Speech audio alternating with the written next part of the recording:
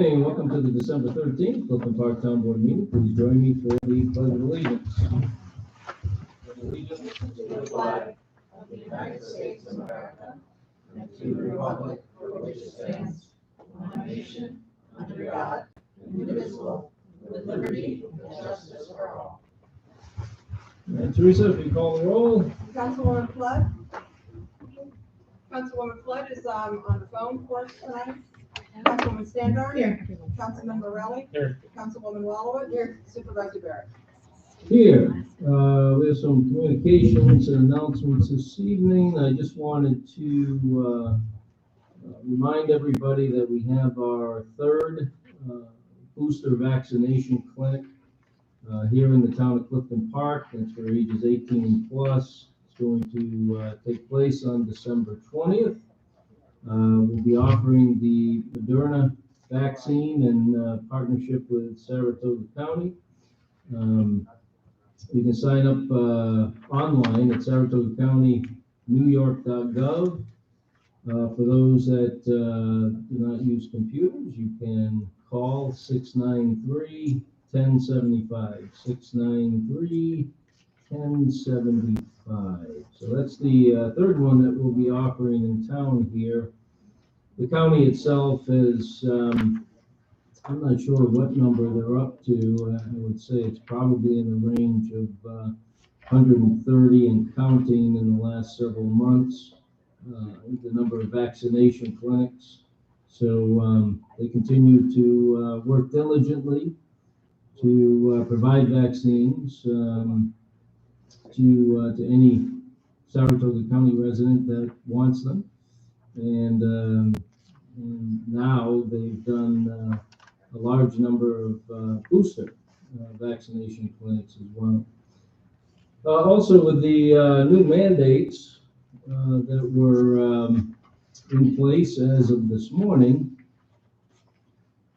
businesses and other entities around town may be in need of masks, and I just want to remind everybody that the program that we instituted during the early stages of the pandemic to supply masks to residents and businesses, it remains in place.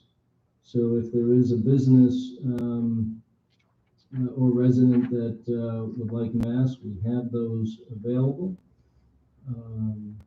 The donation of masks was in conjunction with the Clifton Park IDA, and there's been dozens of businesses that have taken advantage of that opportunity, like I said, since the early stages of the pandemic. So we have had a couple come in recently to ask for more, and we do have them. Now, obviously, they're a lot more plentiful now than they were when we started that program. However, it's still an expense for businesses that might be struggling with a decrease in business due to the new mandates and the general situation with the pandemic. So, so those masks are available if you would like them. Any other communications or announcements? Okay, all right. Well, we do have a presentation tonight, Green Energy Communities, presentation by the Green Committee. So who's coming up to Joanne? Haley, very good. How you doing tonight? Doing well. Is it on? No, we had to turn that one off. Oh, let's turn it off.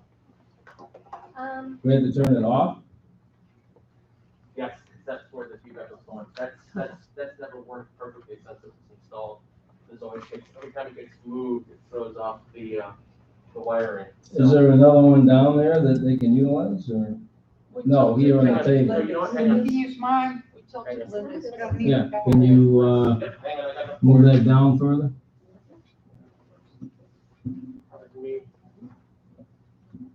There we go. There you go. This mic. How's that? Can you hear me now? Okay. There you go. I have a Much soft better. voice, so this helps. So thank you for setting aside time tonight for us to present. My name's Haley Balkanoff. I'm a resident of Clifton Park. I'm also a member of the Green Committee, and I also am an outreach coordinator and sustainability planner at the Capital District Regional Planning Commission. So we're here today to present to you the status of the town in the Clean Energy Communities Program, which is offered by NYSERDA.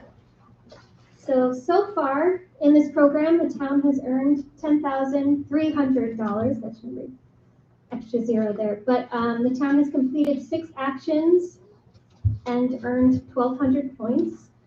Most recently, the town completed the community campaign for community solar, which earned $5,000.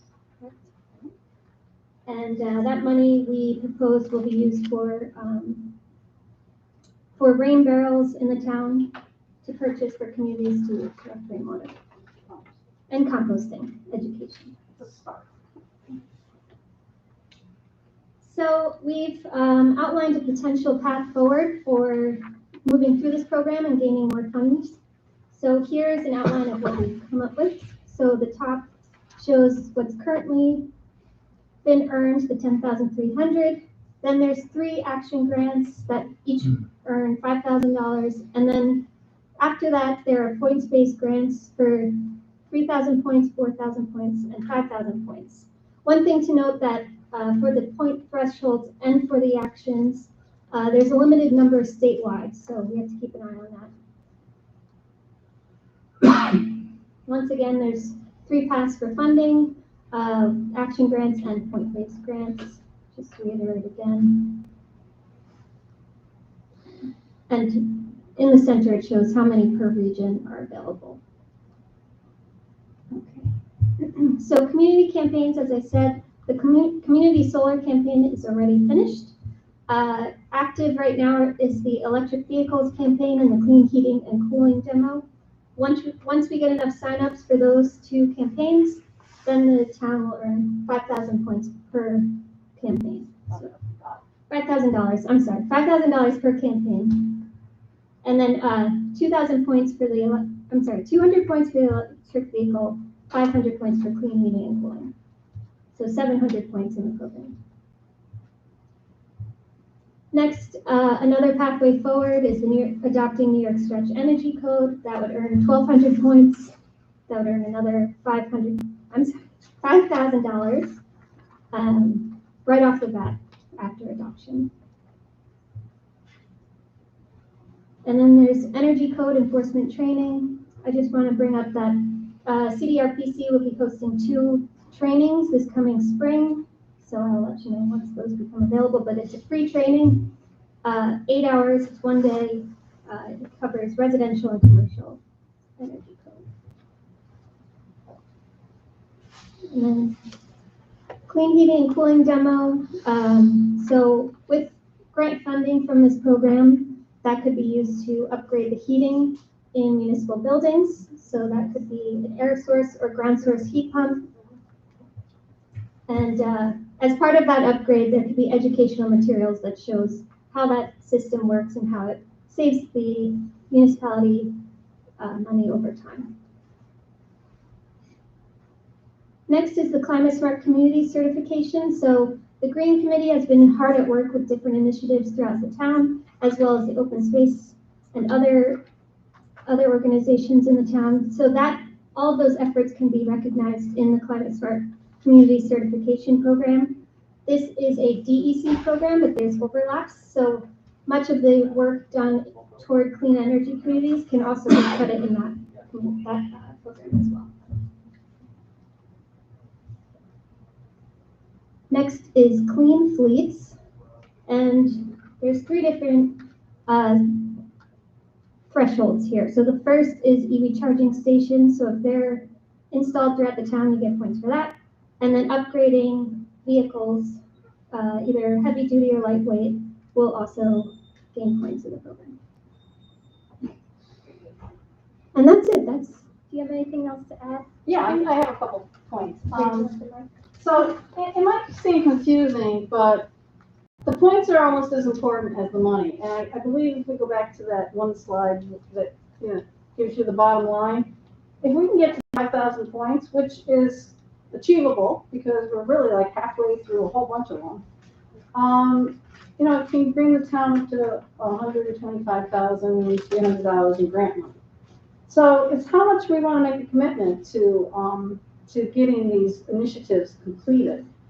For instance, I brainstorm at night, as you might know. This geothermal, I know that the highway department is going to be rebuilding a new building. If the geothermal wells were put in first, it could heat and cool that building. And I believe, what's the temperature we have to keep it at? 55, 60 for the engines? Well, the groundwater is 55 degrees to begin with, so it's like a no-brainer to bring it up another 5 degrees and accomplish what heat you need. So efficiency-wise, it'd be an excellent investment for our town and for the future.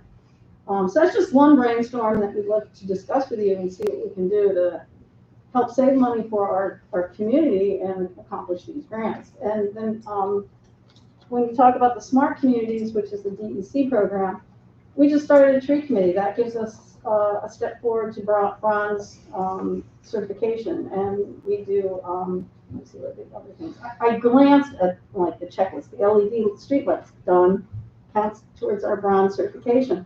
So I haven't really taken a serious look to sit down and point by point figure it out. But I'd love to go forward with a whole bunch of these things and make sure. And if anybody in the town has installed a heat pump, if we get 5 installed, and I'm sure there must be, we just don't know who you are, we get $5,000. It's a no-brainer. Same thing with EVs. We've already accomplished that. I think we'll be resubmitting that because they needed more documentation. That's what our intention is. But the community solar was a simple $5,000. So a little 5,000 here, a little 5 there, and it adds up to big bucks. And if we can get in there before the rest of the smaller communities, there's I think 4 $70,000 grants. We can get that too. So keep on earning points. So it is what our message is, and it's up to you if that's the way you want to go. But we're here to help and get there for you. Any questions? And I also, with our benchmarking initiative, which we're already taking part in, we've been taking note of all of the electricity use and the costs that go into operating facilities and maintenance of the building. So we can track over time any upgrades that are done, what actually the town is saving by implementing these upgrades. So that's another way to look at it as well. So the benchmarking was an effort that we instituted the first time that we entered into the Clean Energy Communities grant program. So that helped us with that grant. And I think so we have 50,000 that was 50,000 of that, yes. So that it's we a good went for program. that. Yeah, so ladies, thank you for all your efforts and for presenting this. I think there are some questions in the audience. Okay. So we're residents from Clifton Park, and we adopted green energy. We have solar panels in our roof, and we have EV cars in our house.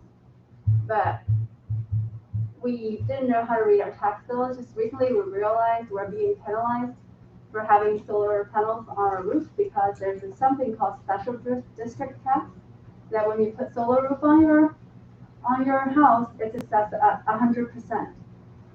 So every property in this town right now is assessed around 51 to 53%. But the solar panel you put on the top of your roof is assessed at a 100% for the special district tax, which translates into $150 in our tax bill, which is about 24% increase for our special district. So I wanted to reach out to the people here that if the town wants to be green, want to encourage people to green, the special district assessment on the solar panel should be lower or reduced because they're assessed at 100% of the solar panel value. We did it really early on, so it was really expensive. It was about $35,000, and at that time it was done by Solar City, which I think was bought by Tesla. So today the same panel would only cost $10,000, but we're still assessed at $35.5 thousand panel value versus the $10,000 today's value. So I would really urge the town to consider, if you want the people to put solar panels on their roof and be green, you should not penalize people putting out there early and assess a full on 100% value, because it's really like 24 or 25% more special district tax because of solar panels. So that's just my thing, like, you know, the town wants to green, but yet the tax doesn't help people. We didn't use more library, we didn't use more ambulance because of solar, right? So why should we get penalized for paying more? Could you state your name and your address, please? Oh, my name is Jane. That's Jing, and the address is 809 Pencroft.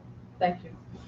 Yeah, I'd like to take a look at your tax bill to identify exactly what you're discussing. So I want to take a look at that. If I can get your number before you leave, and I'll give you a call tomorrow. I have a picture of it.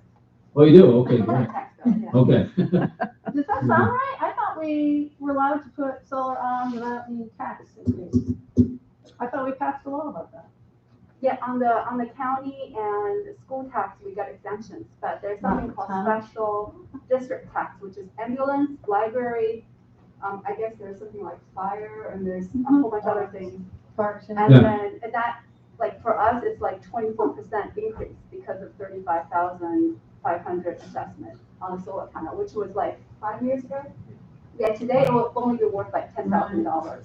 So we did it early, so we get penalized. Yeah, I'd like to take a look at your tax bill and get back to you. If I can get your number before you leave tonight.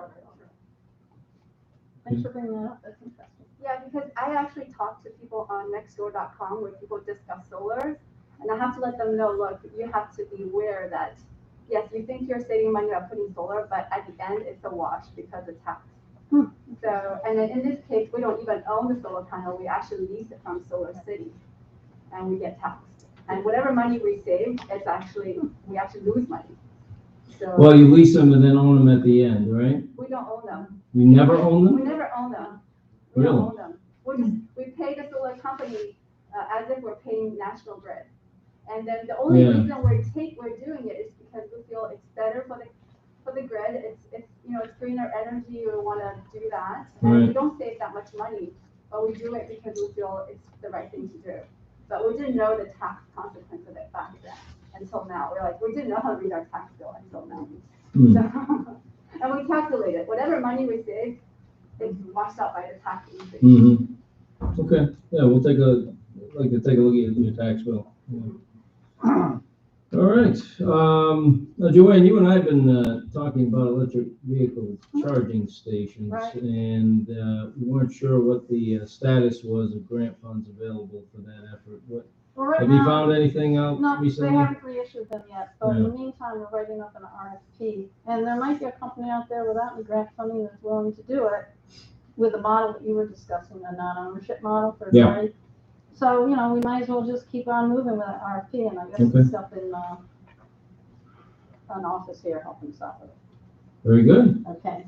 Yeah, and I did, I was talking to Joanne about that, from the procurement side, it would be the right way to go to do an RFP, because there's so many companies out there. Now, there are some that are, have agreements or partnerships, or they're approved by certain entities like National Grid. That might be a way to pare down some of the differences on the procurement side, but there's so many companies out there doing it. Darlene, did you have a question there? Yes. My question was, I have an electric assist trike. There's people that are having electric assist bikes, e-bikes, that are becoming even more popular. I ride it because I can't drive, but many people are choosing to ride these bikes or trikes nowadays instead of riding a car. Now, these bikes, they don't take a regular, car charging station outlet. They take just a regular 3-prong wall outlet. And you can't charge them like at regular car stations, but you can just charge them inside. But these e-bikes are becoming more popular versus cars, especially when the weather's nice, or in my case, not nice. And like my shirt says, one less car. So, but is the town gonna get any credit for, becoming more biker friendly? Because and I'm not sucking up to anybody, this is my personal opinion, I'll tell it like it is. You like it, you do, you don't, too damn bad. But the town has become safer than most, at least not safer like for certain per se, but the town can't help dumb drivers. They can only help so much, but they're doing the best they can in my mind. We're trying to make it safer for cyclists and stuff, so is there any credit that the town can get for that? On this For program? encouraging bicyclists to, have a safe place to park their bike, because I think there is, when we're talking about that bronze level smart community, was it? Climate smart community. Climate smart community, yeah, I think that that's gonna give us some points, so, thank you for bringing that up. because I mean, these e-bikes are becoming even more and more popular. Yeah, anybody, And, you know- the trail system here is wonderful, I have now found a way to get from, probably up this way, all the way down to Crescent without being on a major road. I had to sneak through the new development, it's off of Crescent Road by Octave, but it's pretty cool. I get around pretty good and feel safe, so I'm very grateful for that. I always say complete streets are safer streets. And Surly Road's gonna be getting, or Surly Bridge is gonna be getting, a good pedestrian, so, yeah, that'll take care of another problem there, so, yeah, little by slow, it's coming together. I just think the town should get credit for, Yeah, I think know, they how will, they're thank making you for the bringing credit. that up. Thank you. The Green Committee has done a fantastic job of putting towards a lot of effort into this Clean Energy Communities project. So I just want to recognize everyone from the Green and Tree Committee that are here. Joanne and Haley, thank you for your presentation. Diana Delgar is here also. Diane Wendell, Mark Lehman, Kathy Fruhoff, and Dorinda Garcha. You're all doing an incredible job to help with our efforts for this Clean Energy Communities, for the Green Committee, for the Tree Committee. So thank you for your efforts. Ladies, thank you for your presentation and for all of the work that you have put forward with this effort. Thank you. Oh, you have a thermometer? Oh, yeah.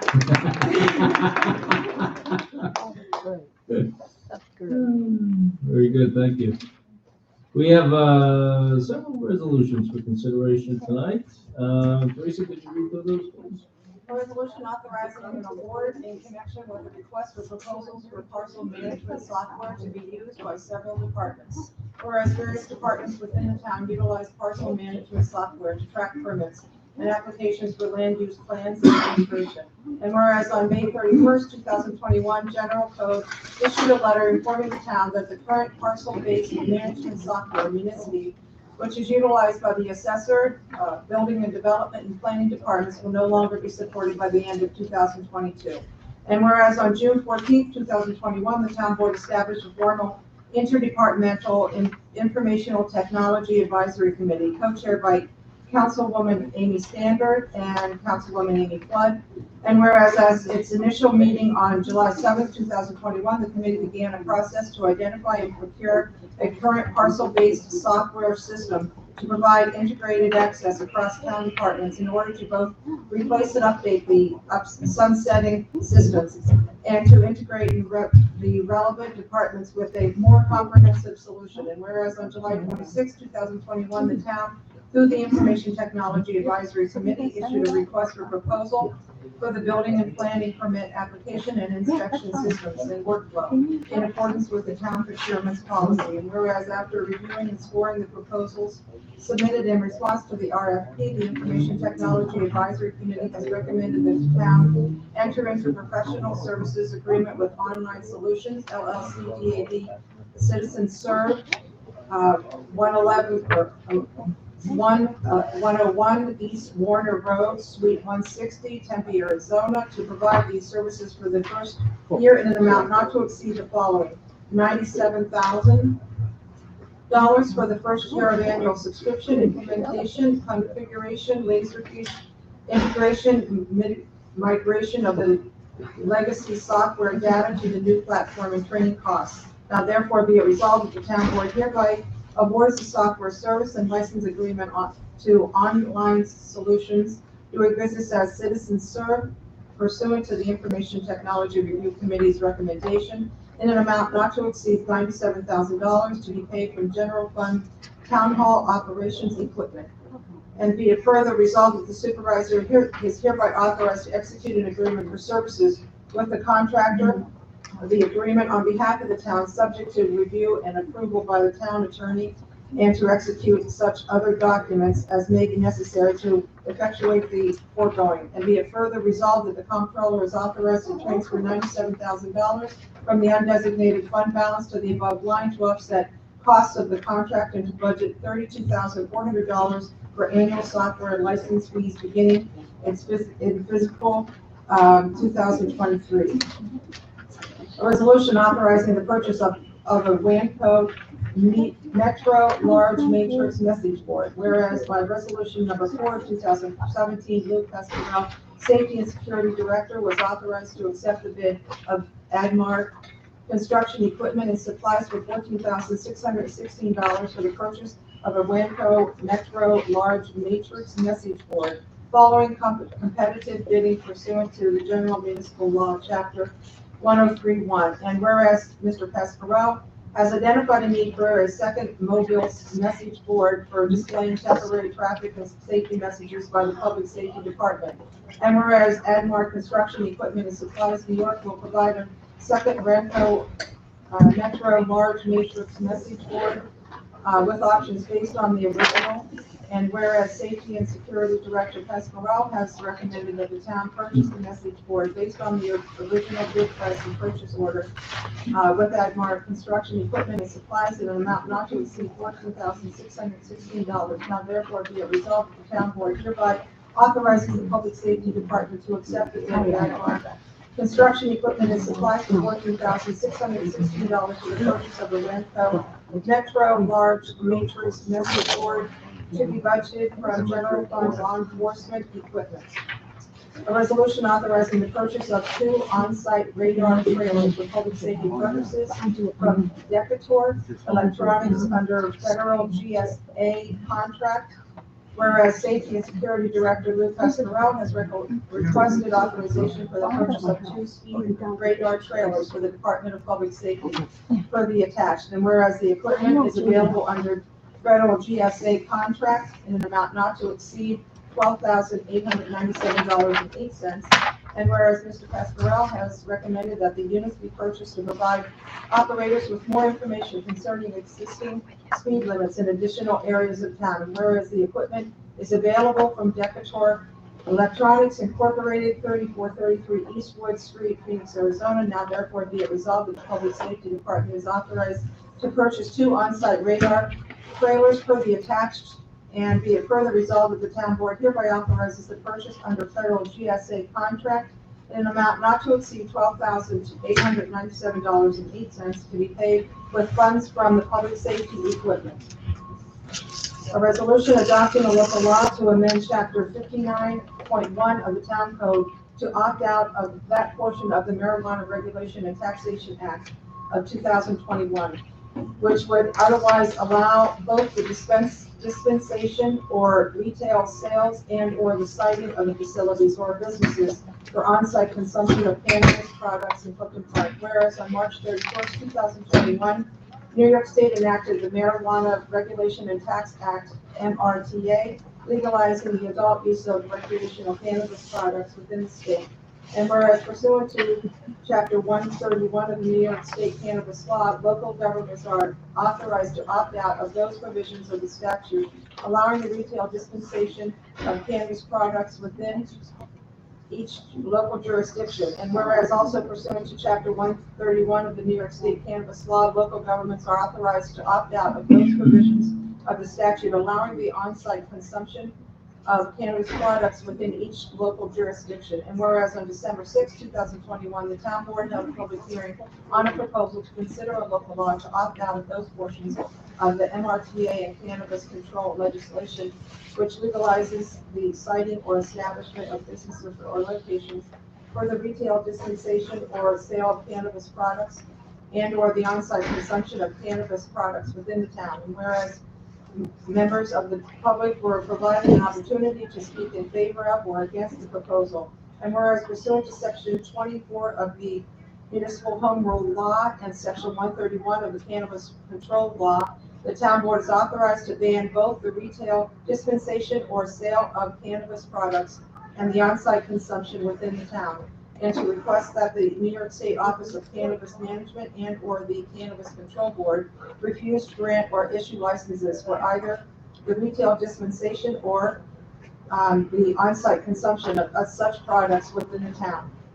And whereas the action to adopt a local law to opt out of those provisions of the cannabis law constitutes a type 2 action under seeker, and no further action is requested or required. Now therefore be it resolved that local law number 9 of 2021, a local law amending chapter 59 of the town code, is hereby adopted as attached. And be it further resolved that the town clerk file said local law with the New York State Department of State as required by law, and be it further resolved that the town clerk or the town attorney file said a local law with the Office of Cannabis Management pursuant to statute, and be it further resolved that this resolution is passed under the permissive referendum pursuant to section 131 of the cannabis law and pursuant to section 24 of the New York State Municipal Home Rule Law, and be it further resolved that this local law shall take effect pursuant to the above referenced statutes. A resolution adopting a local law amending the boundaries of Bishop Ferry Nature and Historic Preserve and accepting the consolidated real estate permit from the New York State Canal Corporation. Whereas the Bishop Ferry Nature and Historic Preserve was established in 1977 after the town petitioned for and received a permit for the use and occupancy of the New York State Canal Corporation's lands for nature preserve purposes. And whereas the town has received additional permits for the construction of the old Erie Canal towpath, both east and west of the Ferry Drive, as well as more recent permits for upgrades to improve the pedestrian access to the Klutz Dry Dock and Bridge area and other projects. And whereas the subsequent permits C-13-638, C-13-808, and C-14-081 expanded the town's management area within the preserve and resulted in increased uses, recreation, and enjoyment of the preserved lands. And whereas the New York State Canal Corporation has offered to issue an updated and consolidated real estate permit and associated descriptive map over canal lands under town management, generally described as all lands of the Canal Corporation from the Half Moon Town Line on the east to Frank Street on the west in Clifton Park, as described in the attached permit. And whereas the town has also acquired over 67 additional acres of land adjacent to the permitted canal lands for nature preserve purposes since 2001. And whereas the town board wishes to accept the consolidated real estate permit and associated map from the New York State Canal Corporation identified above, and to amend the chapter 152 of the town code to incorporate the town acquired lands into the Bishop Ferry Nature and Historic Preserve for the town's management and stewardship, and to update the regulations within the consolidated preserve.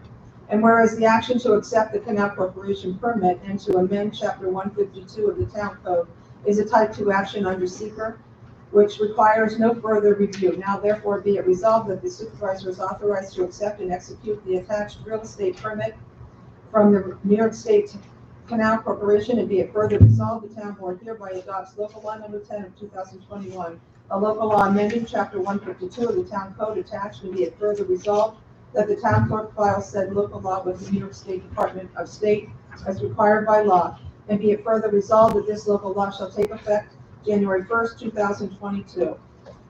A resolution authorizing a no-cost time extension for the existing contract with Best Paving and Seal Coating Incorporated for the Riverview Park District Athletic Court Reconstruction Project, whereas the town has an existing grant contract with Best Paving and Seal Coating authorized by resolution number 134 of 2021 on June 7th, 2021 for improvements to the sports courts in the Riverview Park districts, and whereas the project experienced a longer than anticipated process due to adverse weather conditions, requires that the contract be completed in spring of 2022, and whereas the town board wishes to extend the agreement with Best Paving to provide additional time to complete the construction phase. Now therefore be it resolved that the supervisor is authorized to sign the attached no-cost time extension with Best Paving and Seal Coating, 1349 Broadway, Manans, to provide additional time for the construction phase.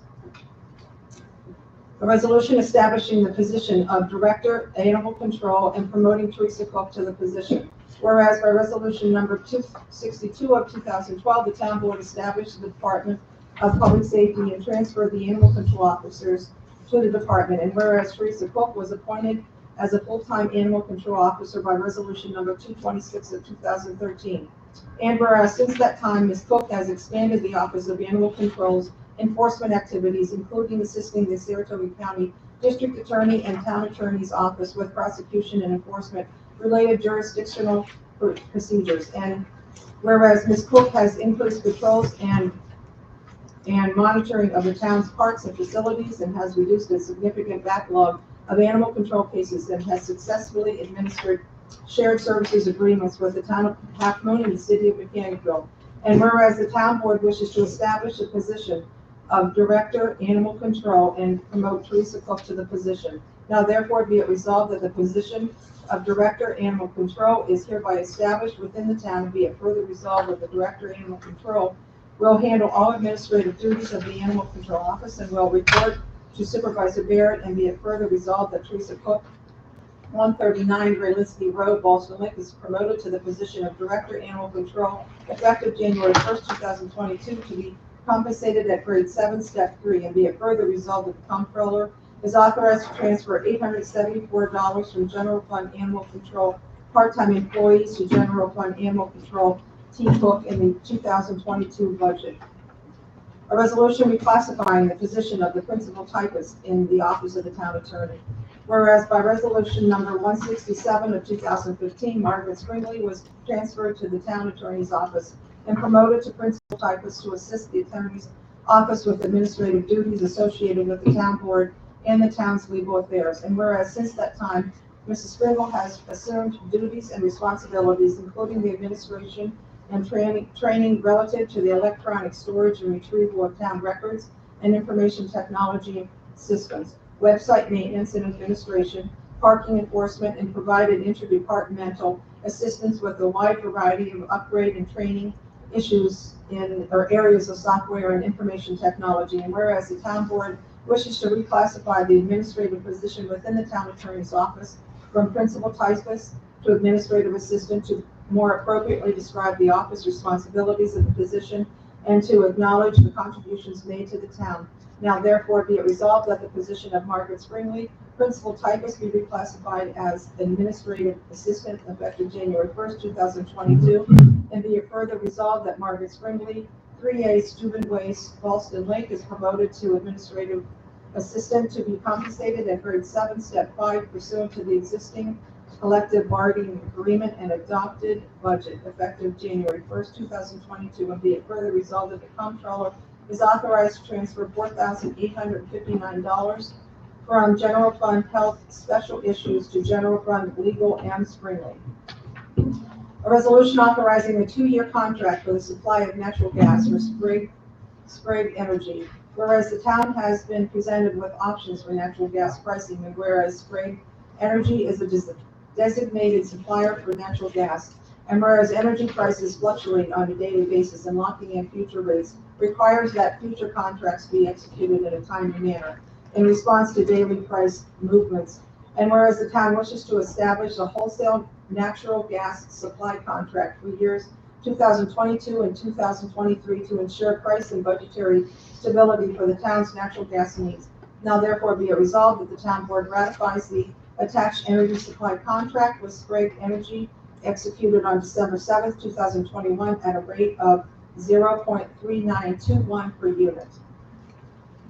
A resolution authorizing the purchase of diagnostic equipment for the highway department. Whereas Dan Bull, highway superintendent, recommended the purchase of updated diagnostic equipment for the use on town and highway vehicles. And whereas Matco Tools, 111 Rockledge Lane, Esperance, New York, an authorized distributor of the proprietary equipment for diagnosing and recalibrating transmissions, engines, and tire sensors, provided the sole source of options for the attached. And whereas Dan Bull has recommended the equipment be purchased as listed on invoice 39482 at a total cost not to exceed $5,000, including trade-in of current equipment from Matco Tools. Now therefore be it resolved that the town board hereby authorizes the highway superintendent to purchase the diagnostic equipment for a total amount not to exceed $5,000 from general fund highway garage equipment. A resolution authorizing Gallo Construction Corporation of Waterville, New York to construct a permanent awning at the highway department. Whereas the town board and the highway superintendent wish to construct a permanent awning at the highway department, and whereas a notice to bid was published and the sealed bids were received on December 1st, 2021, pursuant to General Municipal Law, Section 1031. And whereas Gallo Construction Corporation 50 Lincoln Avenue, Waterville, submitted the lowest responsive bid to construct the addition in an amount not to exceed $104,900. And whereas there are sufficient funds in the assigned fund balance to complete the work as submitted. Now therefore be it resolved that Gallo Construction be awarded the bid and is authorized to construct a permanent awning as specified in the attached bid documents for the highway department not to exceed $104,900 to be paid with the transfer of funds from undesignated fund balance to general fund garage highway equipment, with the possibility that funds from insurance proceeds are used to offset the total cost. A resolution authorizing the purchase of a 2021 Eager Beaver 20 XPT Easy Loader Trailer for use by the highway department. Whereas Highway Superintendent Dan Bull has requested the authorization to purchase a new equipment for general use by the highway department, and whereas quotes were received from four sources, and whereas lead time from 2 of the vendors did not meet the department's requirement for obtaining the trailer, and pricing has increased due to the current market demands. And whereas Highway Superintendent Dan Bull has advised that the 2021 Edgar Beaver 20 XPT Easy Loader Trailer will meet the needs of the highway department, is currently available from H&M Equipment Company Incorporated, Amsterdam, New York. Now therefore be it resolved that the highway department is hereby authorized to purchase a 2021 Edgar Beaver 20 XPT Easy Loader Trailer per the attached list in an amount not to exceed $26,012.80 to be paid from highway machinery, highway truck, and be it further resolved that the comptroller is authorized to transfer $21,445 from highway fund machinery, highway lease payments to highway fund machinery, highway truck.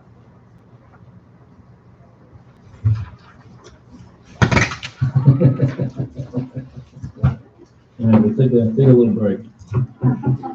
Any questions on the resolutions? Okay, break's over. Resolution number 276 in 2021, resolution authorizing an award in connection with the request for proposals for parcel management software to be used by several departments. So moved. Second. Moved by Mrs. Standard, second by Mr. Morelli. This initiative was to replace a software system that's becoming obsolete and is used by multiple departments. And this is the chosen, there was a committee, folks internally, and they graded out the different submissions. And this one received the highest score, correct? That's correct, yes. Members from each department had sat in on this process to watch the presentations of these companies that had the kind of software that we need. And this Citizen Serve came out on top. They had do offer everything that we need in order to run effectively and efficiently for these departments, especially the assessor's office, the building and development, and the planning departments. And it can be also used elsewhere. I know that the highway department will be using this software as well in their daily duties. So this is really a good move. We're prepared for when our current software becomes obsolete. So I thank the IT committee for their work in getting to this point. Do they do training? They do, yeah. Okay, very good. Any further discussion? All right, Teresa? Councilwoman Flood? Councilwoman Standard? Yes. Councilman Morelli? Yes. Councilwoman Wallowit? Yes. Supervisor Barrett? Yes. Resolution number 277 of 2021, a resolution authorizing the purchase of a Ramco Metro Large Matrix Message Board. So moved. Second. Moved by Mr. Morelli, second by Ms. Wallowit. Lou? Who's here? How you doing? We purchased this message board 4 years ago. And over the 4-year period, we used it for highway, we used it for sewer jobs. July 4th, just making the residents in the area aware of what's happening.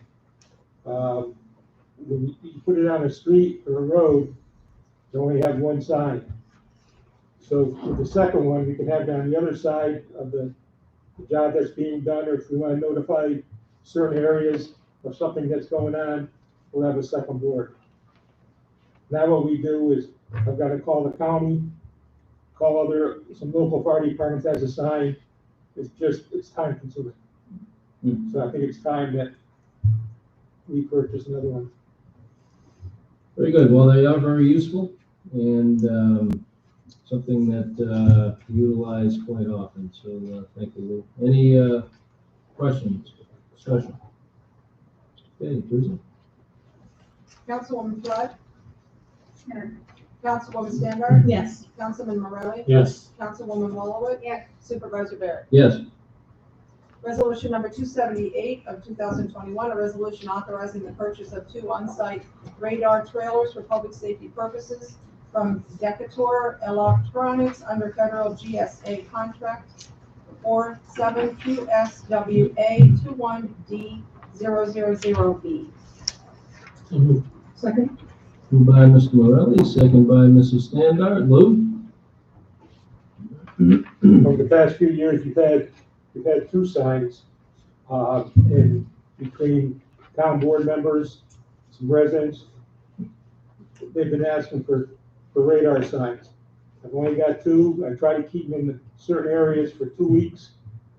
Just don't have enough. Some of the residents are getting upset. It may be 6 weeks before they get a sign. So possibly with 2 more, it would help. Yeah, there's no shortage of use for these signs as well. So, absolutely. Lou, do these 2 particular signs keep track of the data like one of our other Yes. signs do? Okay. Yes. It's very useful.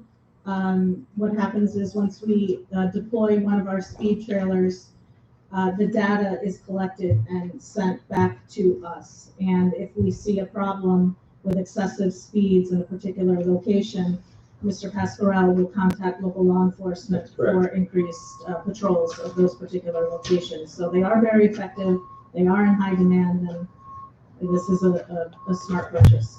We worry about it, but if it's 5 or 10 miles over the speed limit, law enforcement will go out. But if it's 30 or 40 miles over, they're out there almost every day shooting radar and issuing tickets if needed. You definitely see those patterns. Well, the information, now that we've been using these signs for many, many years, it's always interesting to see the data. There's always a few outliers up high, a few outliers down low, and in the middle you have most of the motorists. Could be on the high side or it could be on the low side, but that is but the majority of the speed seem to always fall within that middle category. But when you see some of the high ones, it's very scary. I think that people are going that fast.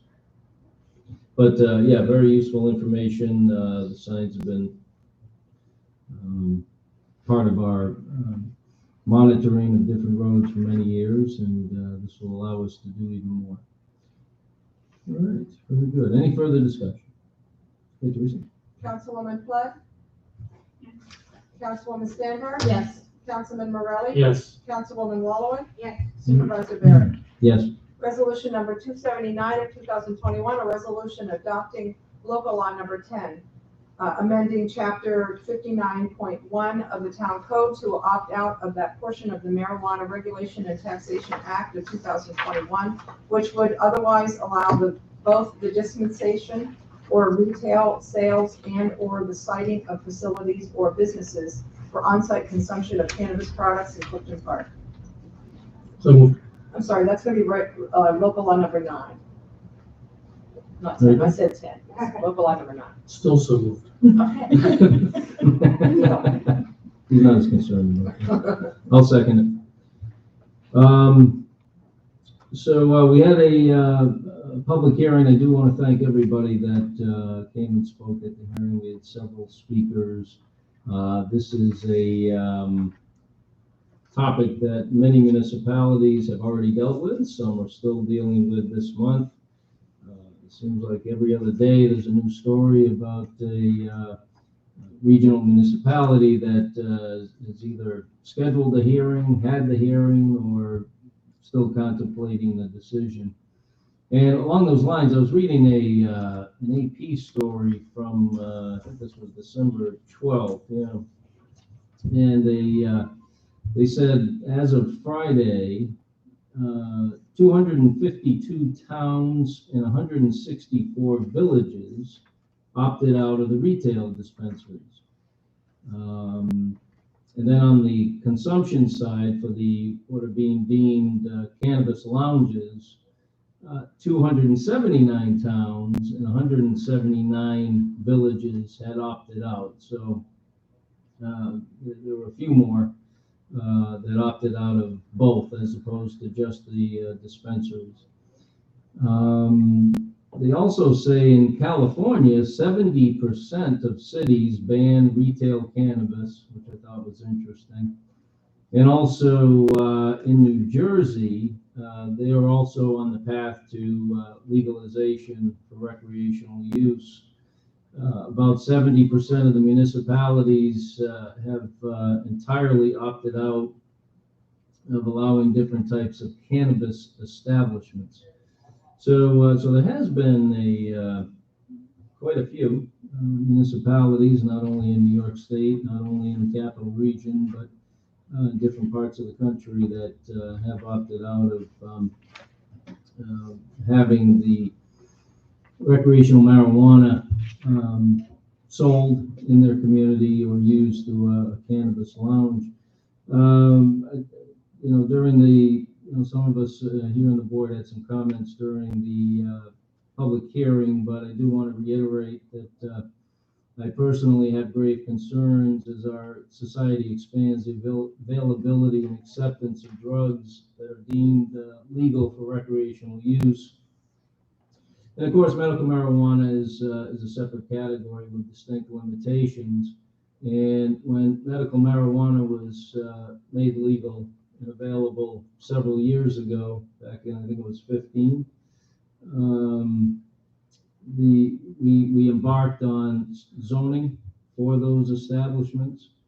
At that time, I had said that I think probably within 5 years, it'll be legalized recreationally. So let's do the zoning now.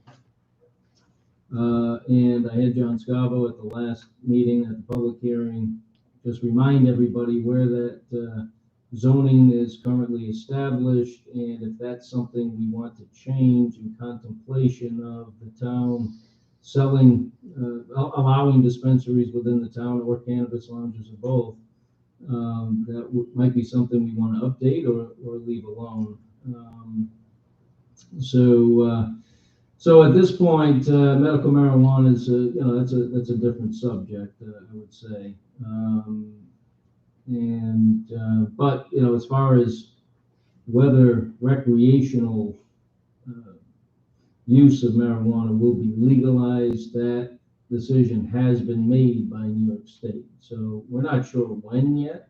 From what I read, it might be by the end of next year that dispensaries will open in New York State. We really don't know because there's still a tremendous amount of questions remaining as to what the process will be and the rules and regulations.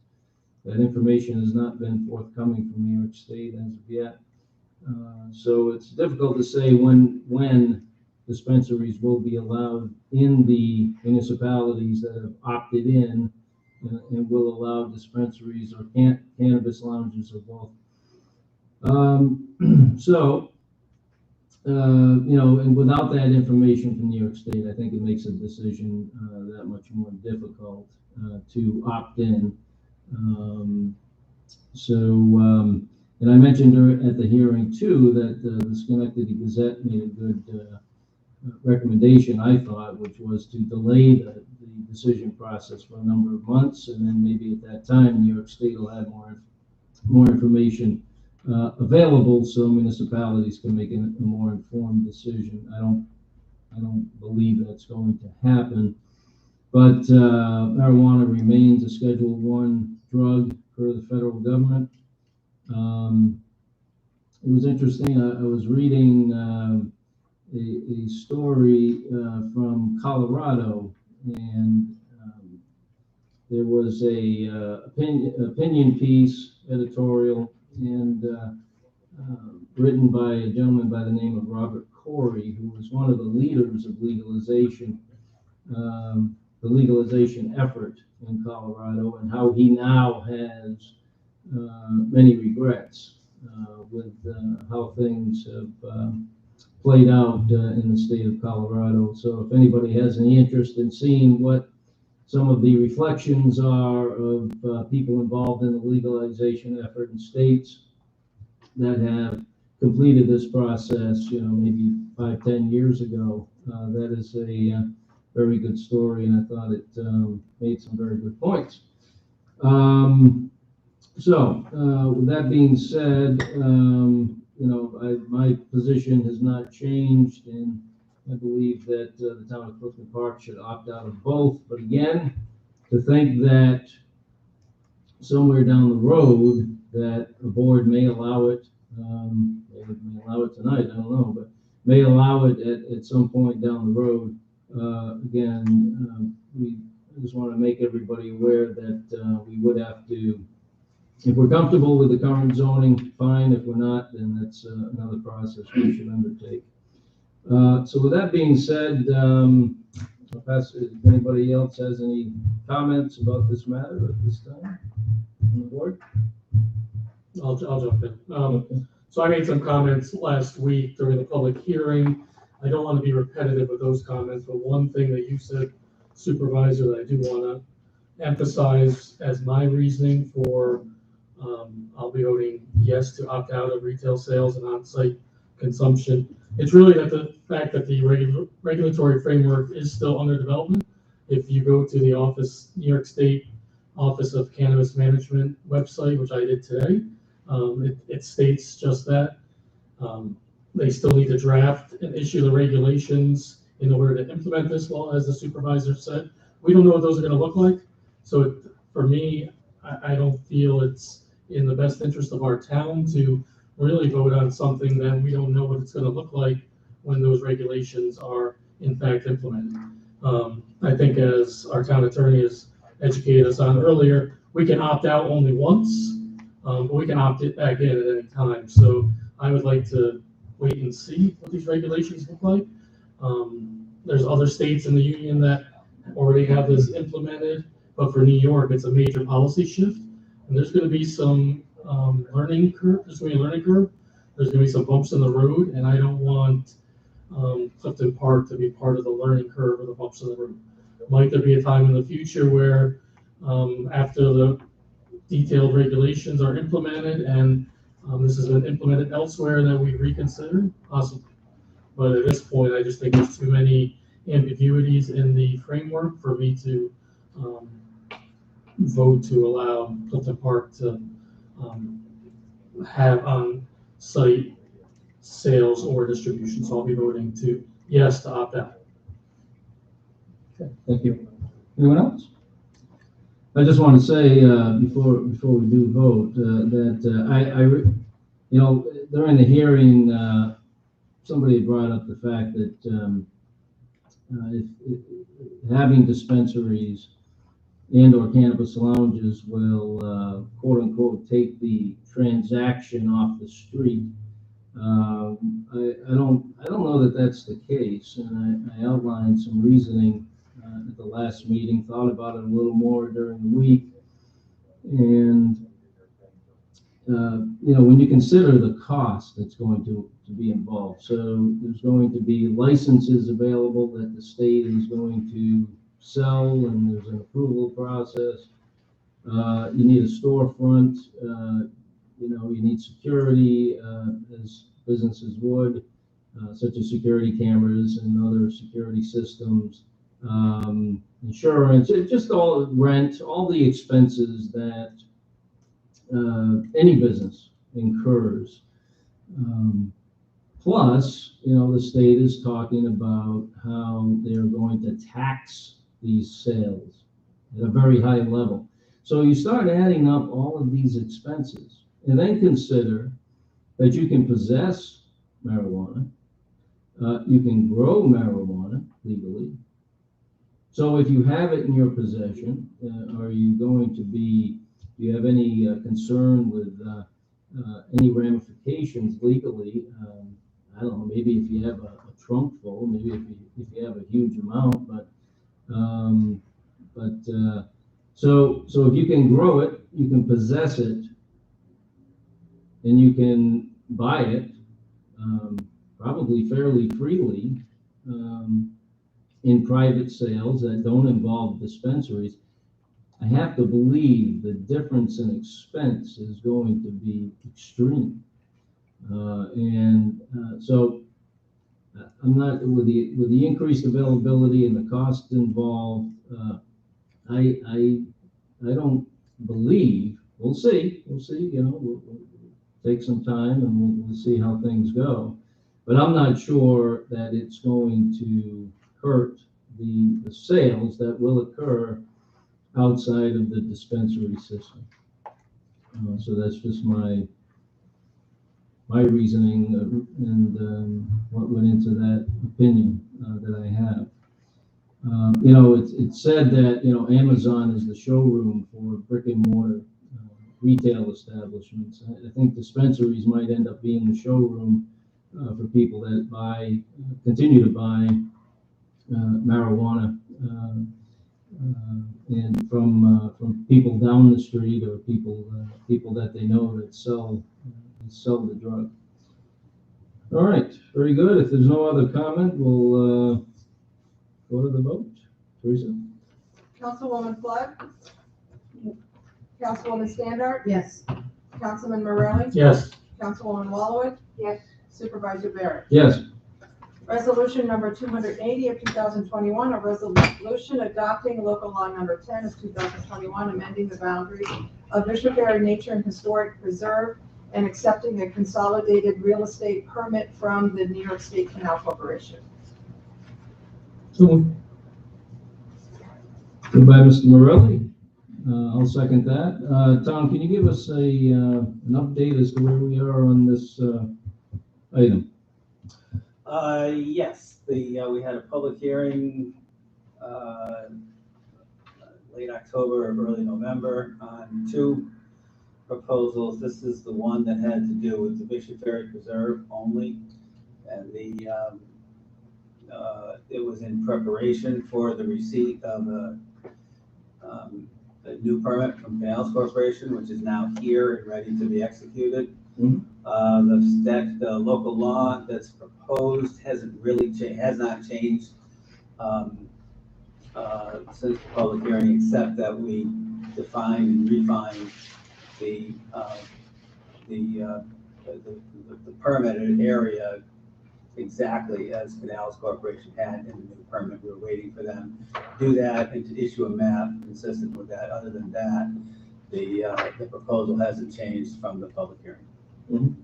And just to remind everybody, or for folks that weren't here at the hearing or following this, just give us a brief synopsis of what we're considering here. The local law would,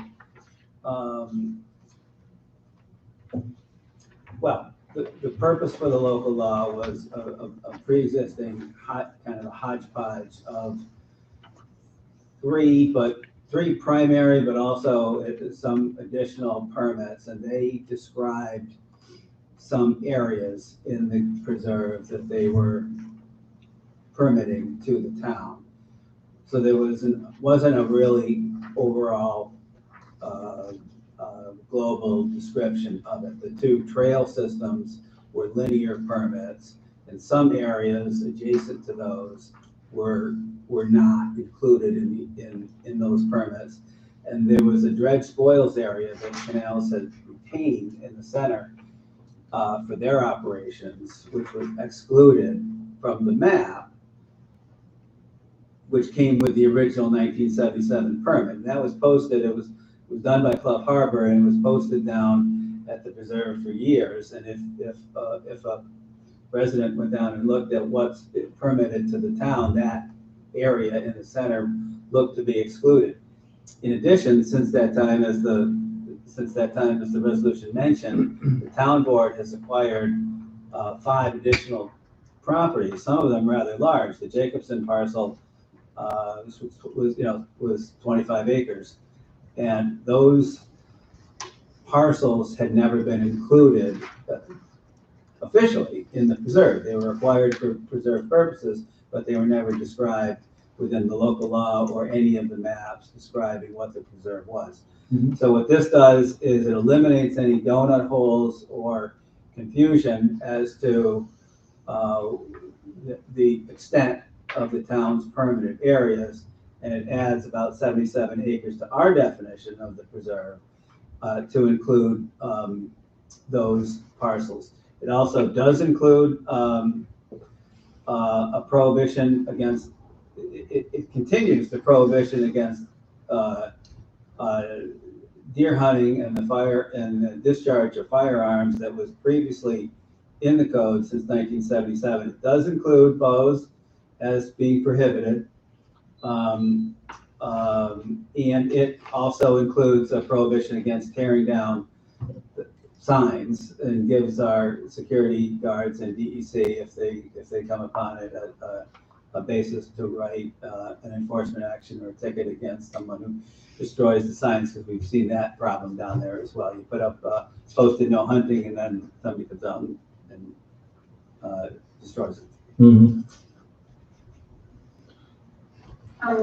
But wait. During the public hearing, we had several people stand up and discuss how they would like to consider restrictions on the land that the town absolutely for. And, we talked about maybe in the future, doing something like a upcoming season that we have, or maybe a week in the fall. Right, they can put together, I can put together, but different groups trying to get that together, saying this, that banning the city, abandoning the city. This is belongs to the taxpayers. Okay, thank you.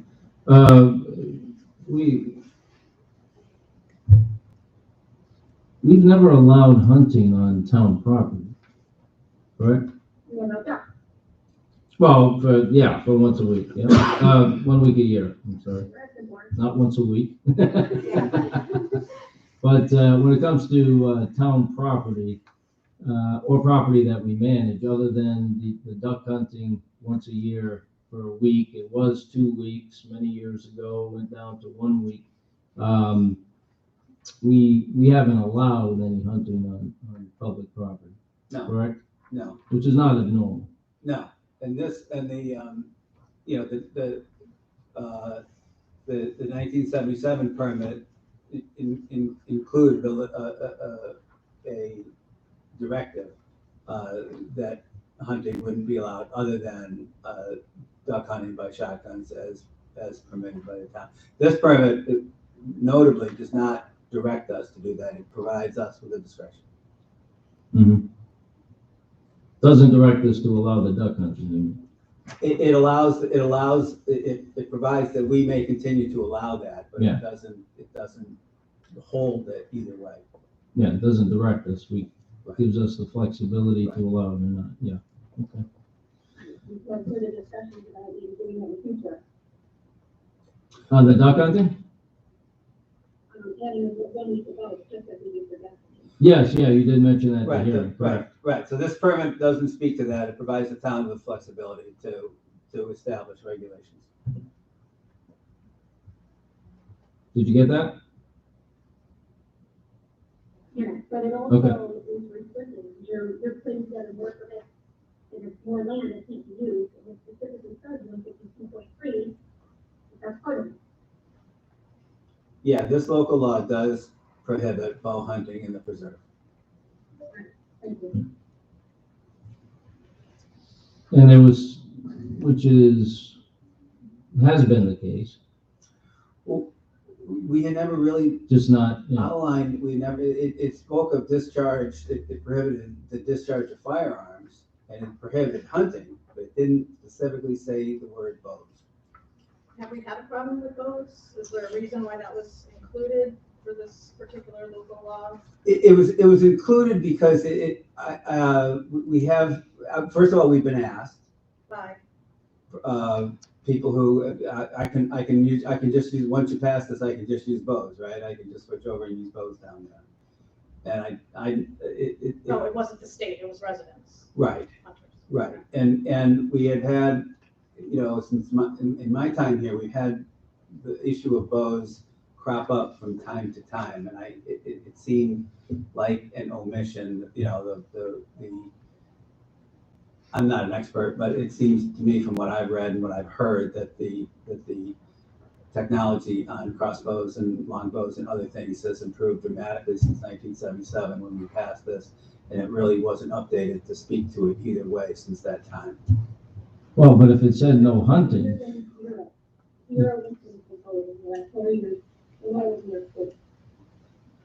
but if it said no hunting, does it matter the means that you're hunting with? One would think not. And we've never allowed hunting, so I'm just wondering what is prompting us to pass a law to codify no hunting if we've never had a problem and if we've never allowed hunting here? Well, I think we have had some issues. I mean, we did outline that at the hearing. Right, but In the preserve. well, we've had people who On our property, yes. we've had people who argued that it omitted it, and therefore they could litigate a ticket issued on it, and it says discharge of weapons. It didn't say both, so it was included for the sake of being comprehensive.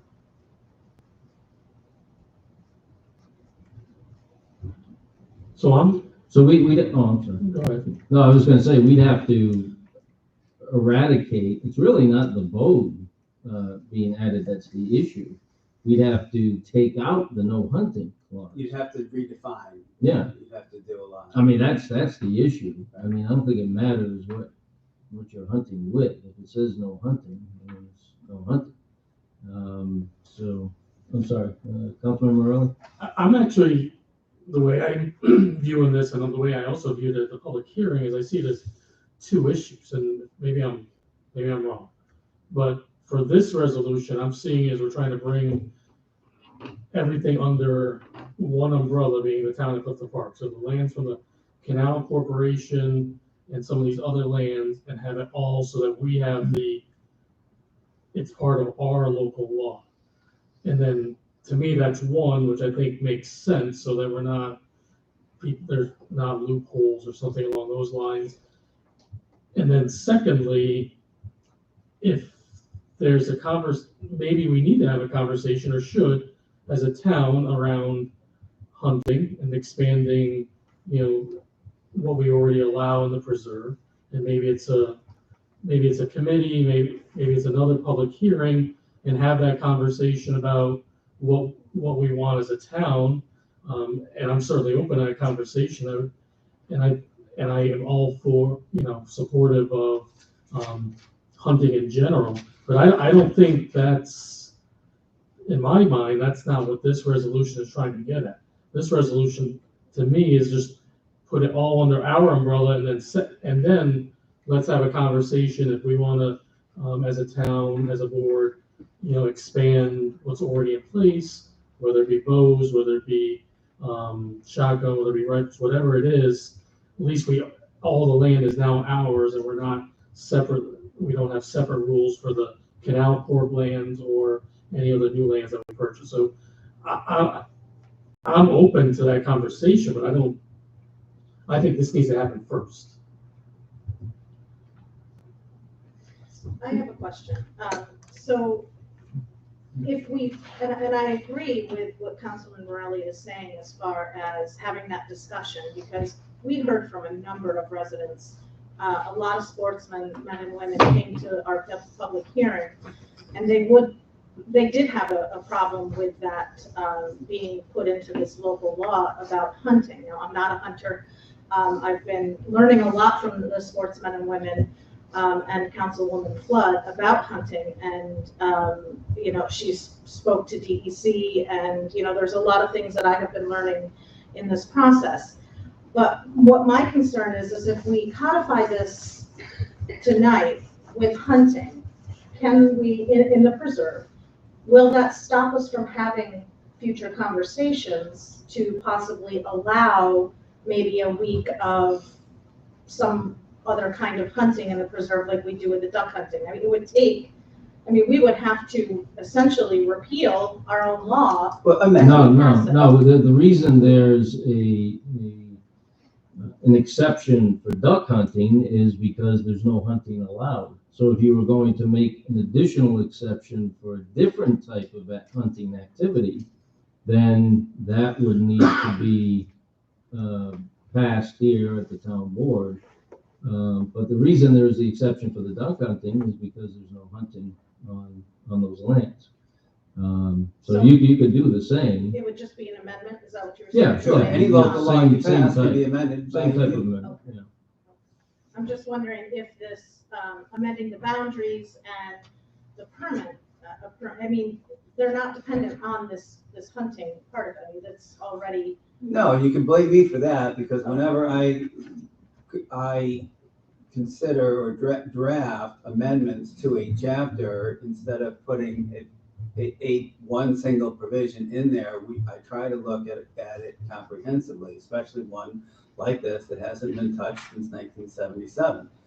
So I saw an omission or an argument that we had faced, and I tried to make it clear that there weren't any loopholes. And other than that, there's no change to the overall town policy, which is no hunting in the nature preserve, which has been town policy since 1977.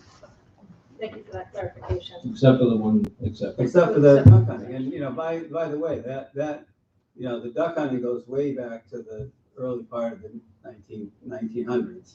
You know, the original preserve was flooded with money from hunting permits, and that we researched that all the way back in 2008 when this was first, when we were asked.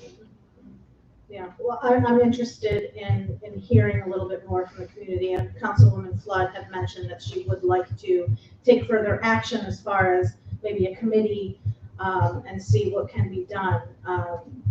Is because clearly we do have a large hunting community in Clifton Park, and we want to make sure that, Sure. you know, everyone Well, has. there's other lands too, besides the Right. nature preserve. Exactly, so I think that might be something Yes. worth looking into, so I'm glad you clarified that this could be amended should this pass tonight at a future date, as opposed to having to just tear the whole thing up. Oh, no, you and could, start if from you ground. wanted to do a regime or a protocol for this, and pass a permit system or whatever it be, such similar or based on the duck permits, you could do that with some study and some analysis.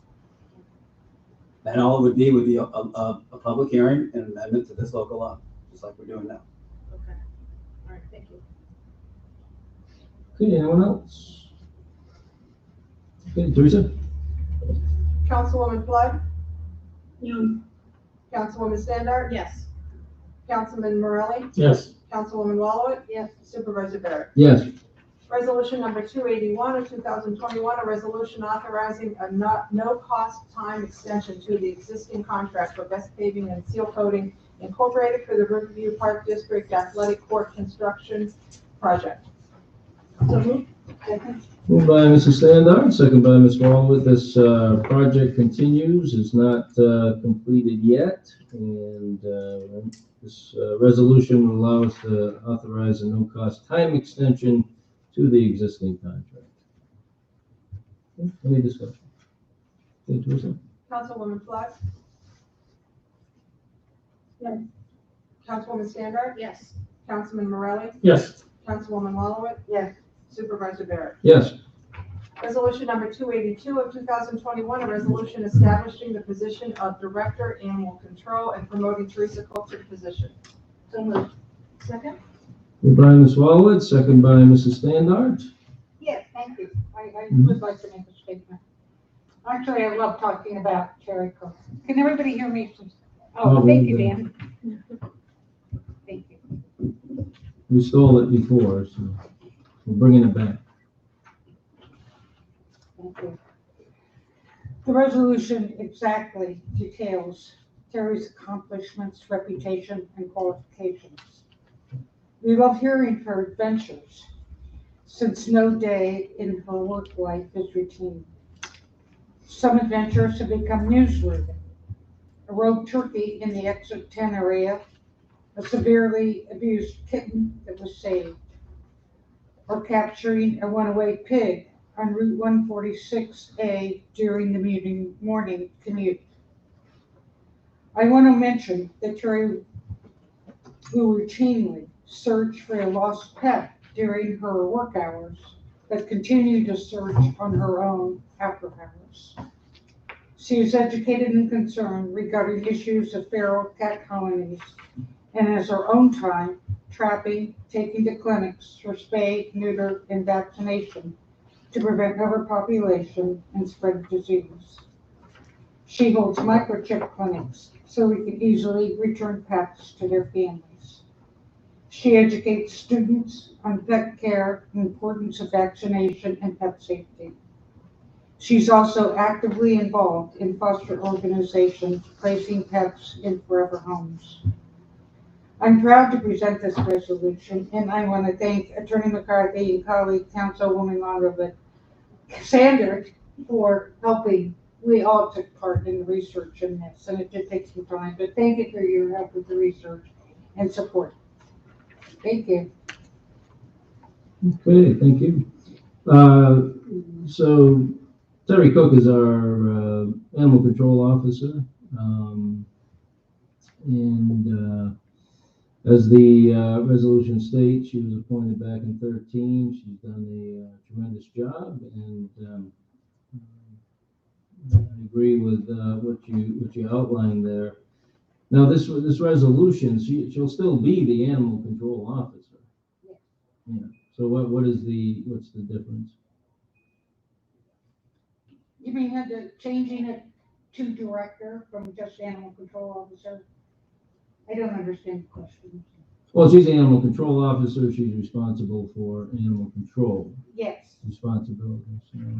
So she would still be in that role. absolutely. And there was paperwork, we can get that to you, that we got from the county, a detail. I can get that, but yes. Her responsibilities don't change, and the only responsibilities that expand are actually the administrative duties. So essentially, with this promotion and this change that we're considering, she would be essentially, or what she was prior to 2012, her own animal control would be its own department as opposed to being part of the security department. I think that's one of the major changes here. Lou being head of our security department right now, he'll be focusing on the security aspect of it. Whereas before he had to combine the animal portion of it too. And this way now Lou can focus on security, Terry can focus on the animal portion of it. Is that correct with this particular? Okay. Yeah, and the reporting changes. She reports directly to the supervisor instead of through the. And right, so she will be in charge of the 2 part-time animal control officers and the scheduling, right? That would be under her purview, as well as the budget too. So that would be None under of her. her job responsibilities as animal control officer change. My question is, why was this taken? Why was animal control put into the security department 10 years ago? Well, we've had tremendous success having departments working closely together with necessary symmetry with common sense lines of reporting. Recent examples of this, well, the most recent example would be buildings and grounds in the transfer station.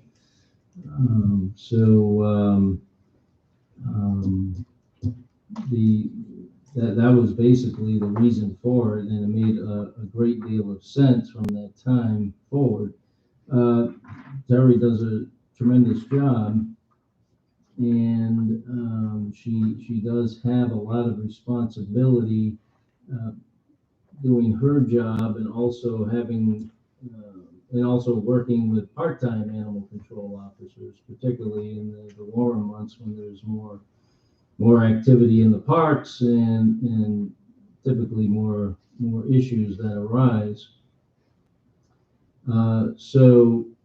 This was a way for her to be able to concentrate solely on those tasks or daily tasks and everything that she has to do, which is quite a bit, as opposed to worrying about the administrative part of it, which can be time consuming. So I think it was a good move then, continues to be today, and I don't think it's a good idea to put more administrative responsibilities on her shoulders with everything that she has to do. As you outlined, Councilwoman Wallowich, she's very busy, but at the same time does a very good job and manages her workload and the part-timers very well. But like I said, if you're adding more administrative duties, that's going to be time that she'll have to segregate to perform those additional work. I'm not sure the administrative duties take that much time. I think she already does her own scheduling for her staff. So keeping track of records, of course, she probably already does. I think that they share the reports in their records, and the reports, and they all keep track of their own mileage for charging out the other towns. And she still takes all the court cases herself. I don't think we're talking hours of work here doing the administrative part of this job. It's other towns name their animal control directors, and this is not unusual. And it certainly is something that she could clearly handle. She's always gone out of her way, I think, to give us extra effort. Even if she stays on her own after hours doing dog license letters.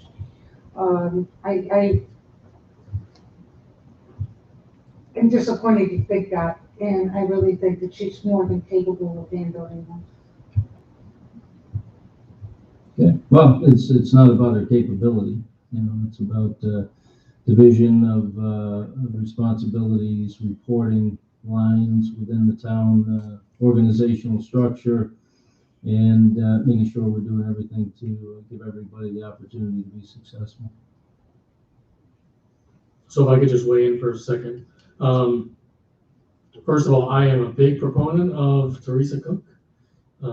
I've worked with her as a town attorney, also as a special prosecutor. She goes above and beyond. I spoke at our budget hearing about, I think we all did, about her passion for the job.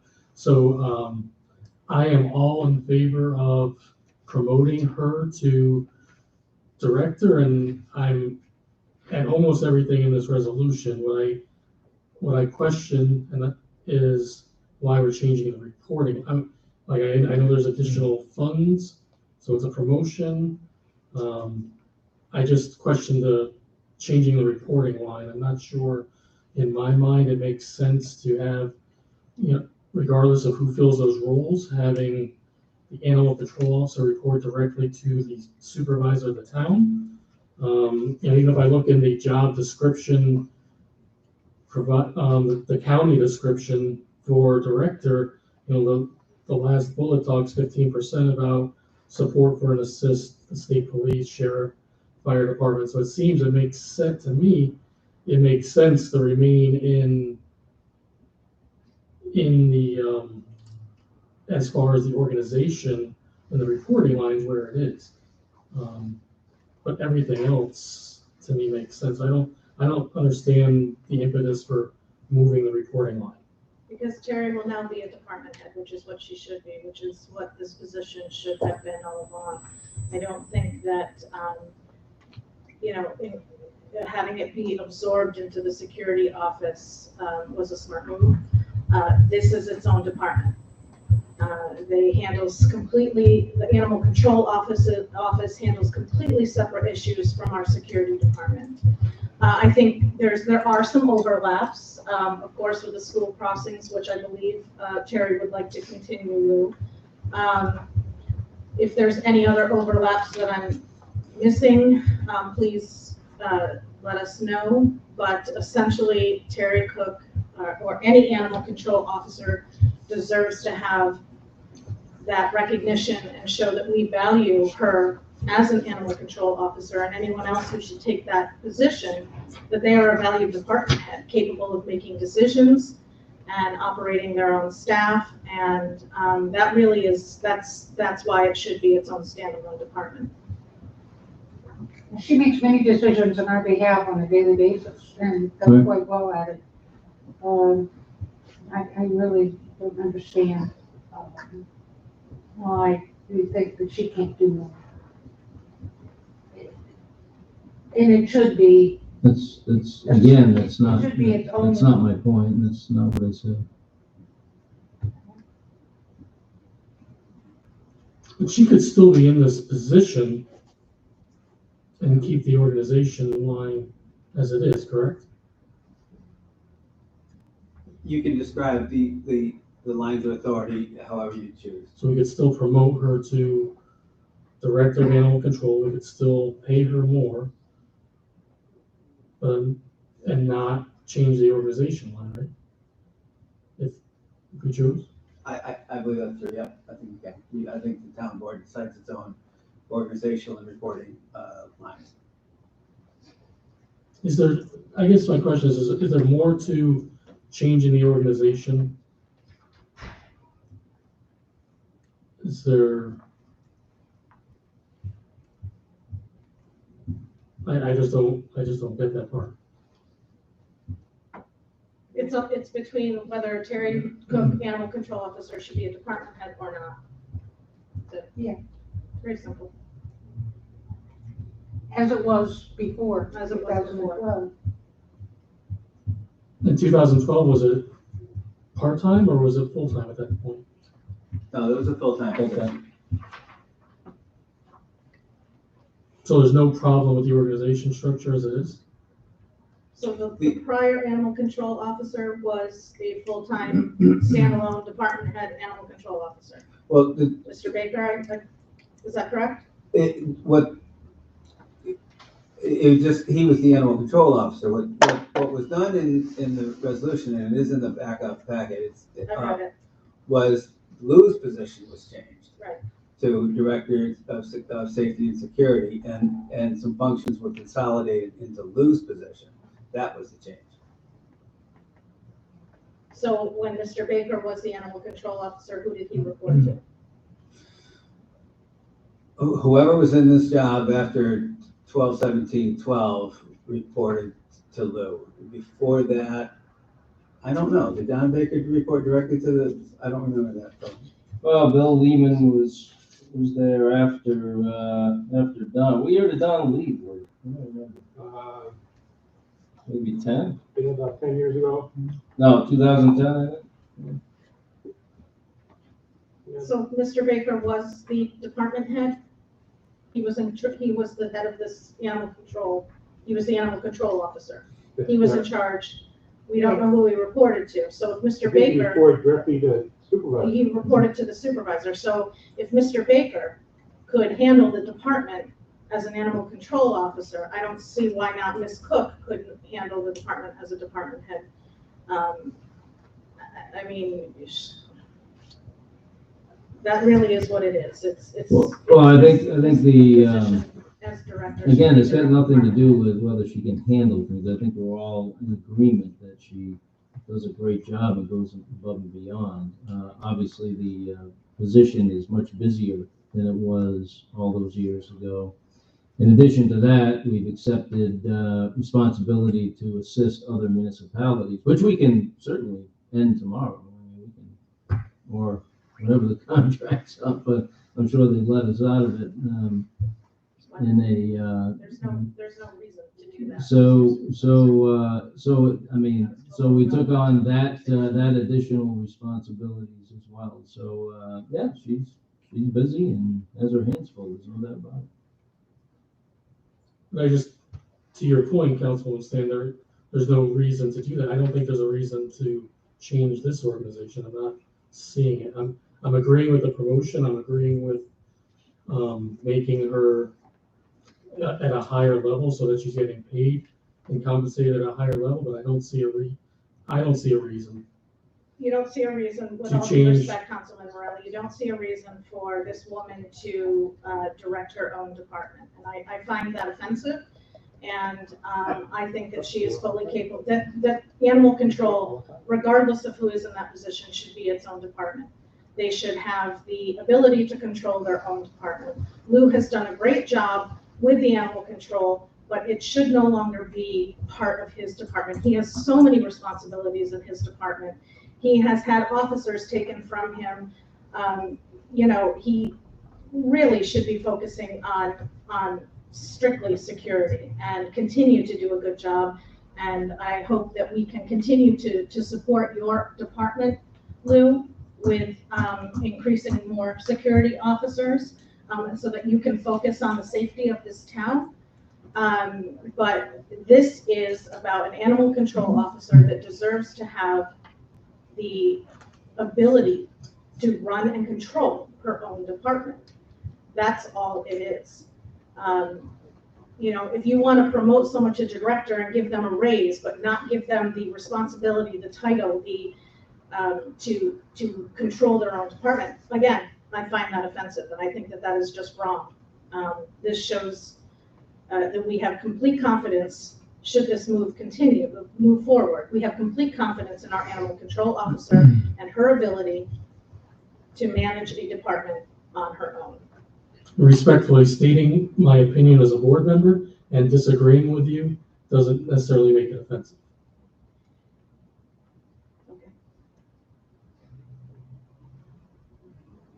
Okay. Any other discussion at this time? Okay, Teresa? Councilwoman Flood? Yeah. Councilwoman Standard? Yes. Councilman Morelli? No. Councilwoman Wallowitz? Yes. Supervisor Barrett? No. Resolution number 283 of 2021, a resolution reclassifying the position of principal typist to the office of the town attorney. So moved. Second. Moved by Mrs. Standard, second by Mr. Morelli. So this, Meg was, we had talked about her and her role as principal typist in the town attorney's office. And if you read the job descriptions of principal typist, you'll see that this is not, I'm sorry, Mark, is that better? There was some feedback, which is why I turned my mic off. So there, when you read the job descriptions of principal typist versus administrative assistant, it's very clear that all the job responsibilities that has fallen upon Meg Springley falls under the description of administrative assistant as opposed to principal typist.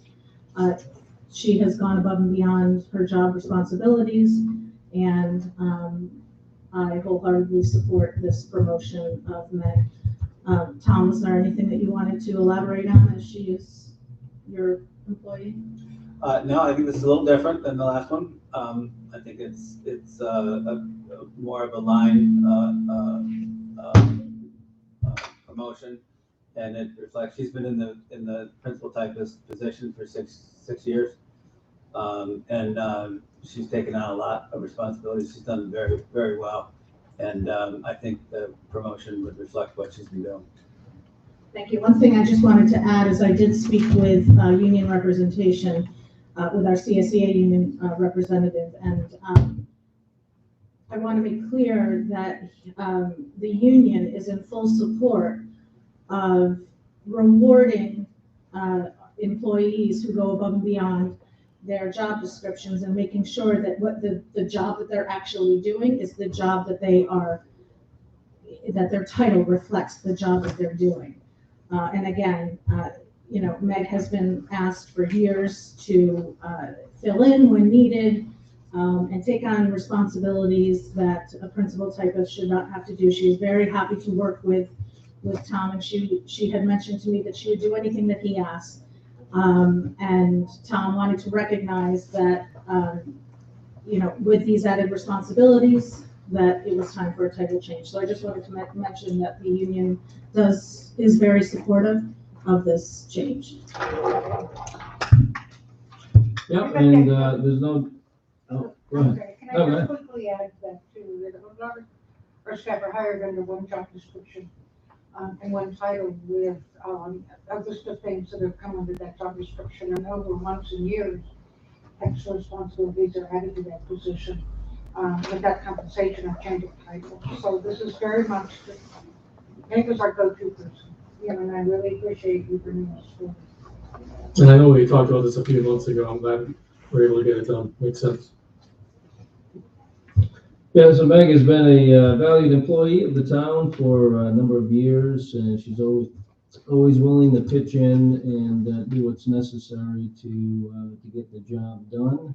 And I've always appreciated that. I mean, she's been great on the IT side, providing a lot of support when there are some IT issues that have occurred. She's also been very helpful with our posting on different platforms when necessary.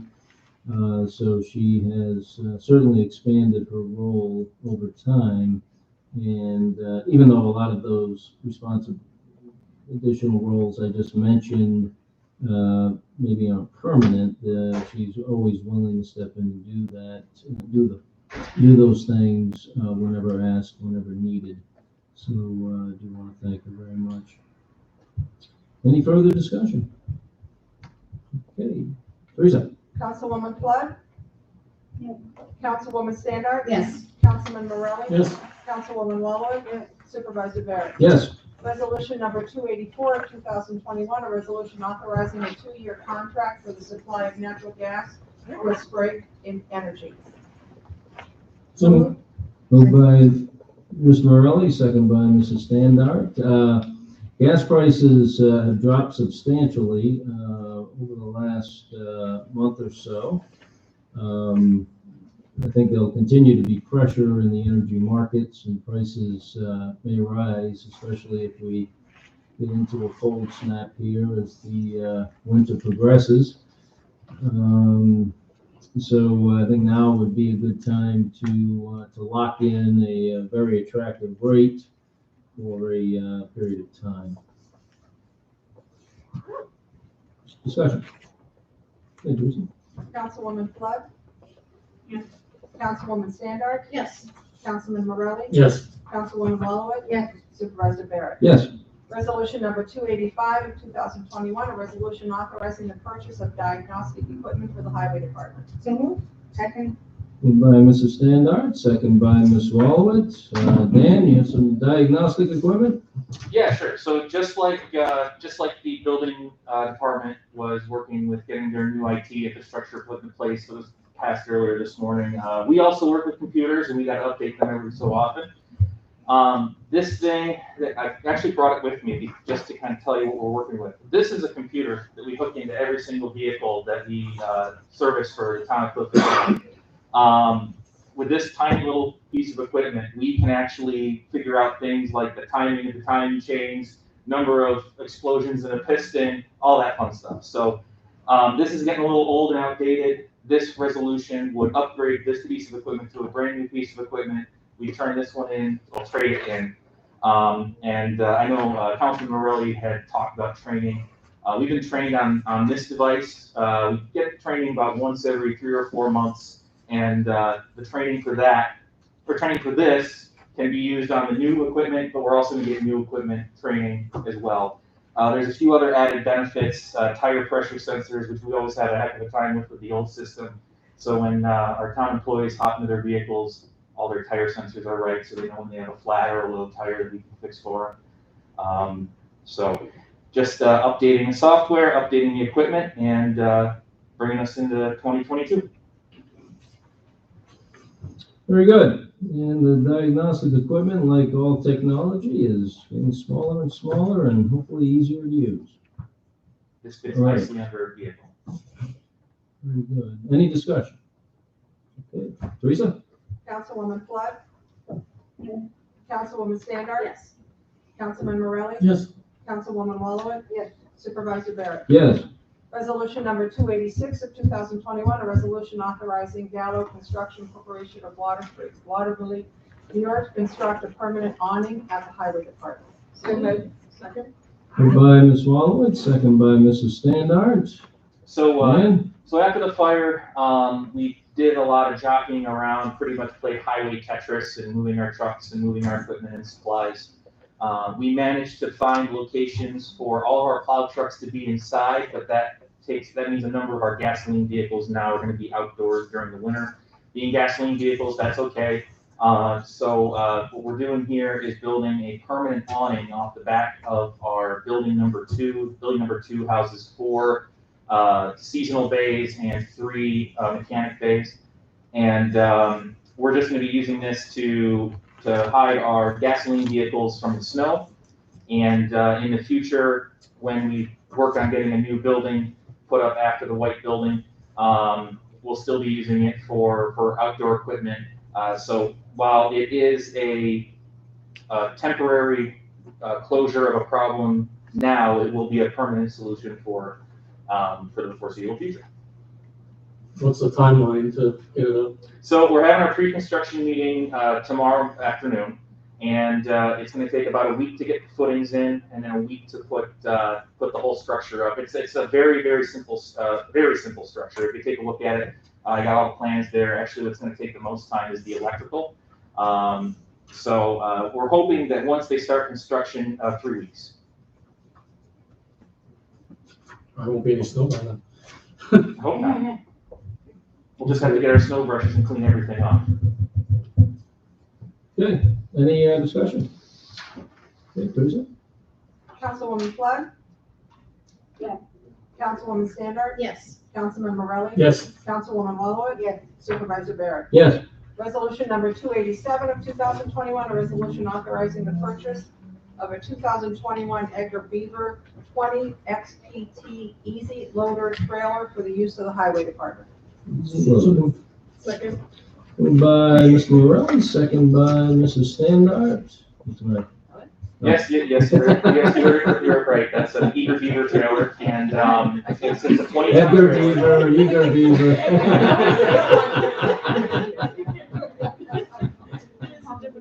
So I know.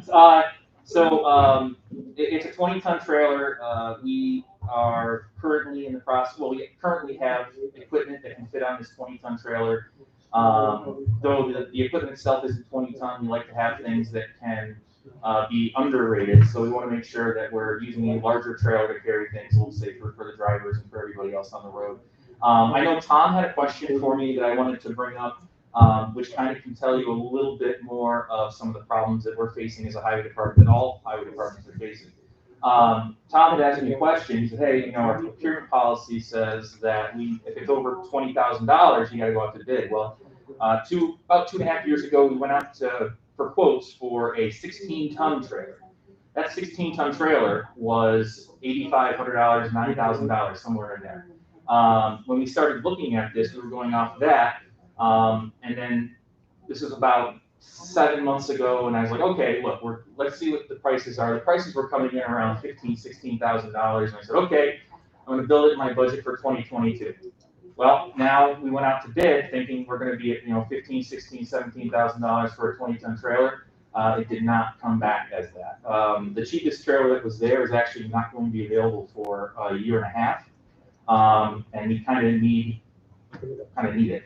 So we're going with this $25,000 trailer, but it just kind of gives you an idea of the supply chain and a lot of the crunches that are going on here throughout the country. When you start seeing the price of steel, aluminum, and stainless steel, it's mind-boggling. This is just the beginning of it. So that was the problem that we had. I know we have a few other things that are well outside of that 20,000 number, but so we'll be doing the whole bidding process with the clerk's office and your office. And this was just one of those situations where we thought it was going to be one cost, and it came back way more.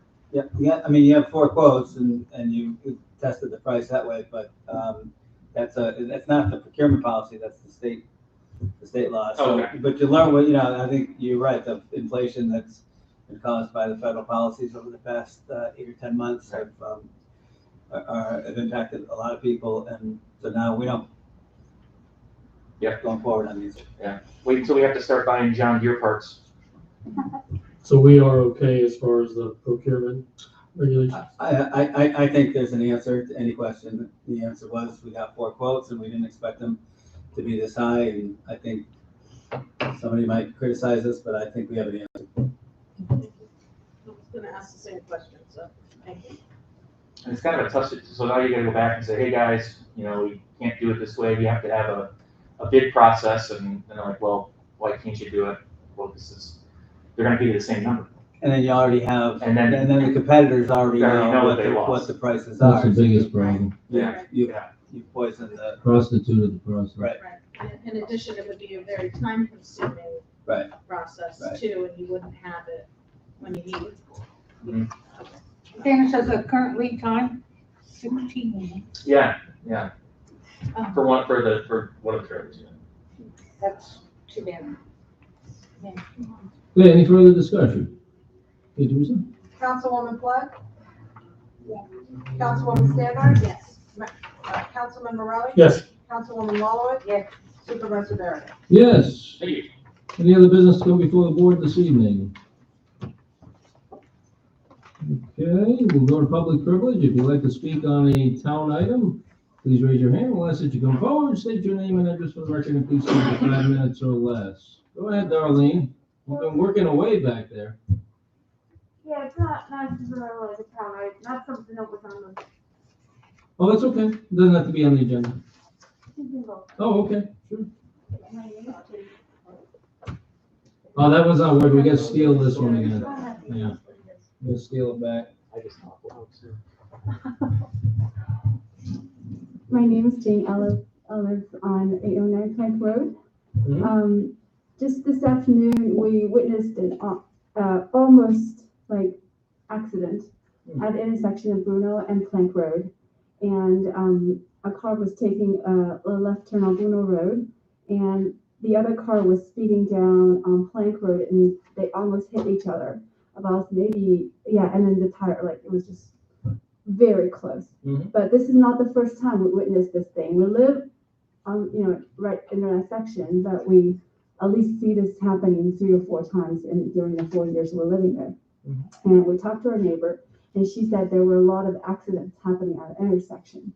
And we know it's a problem because we always hear cars speeding down Plank Road, because for some reason they think it's a very little road. Nobody puts speed traps there, and they use that as a racetrack.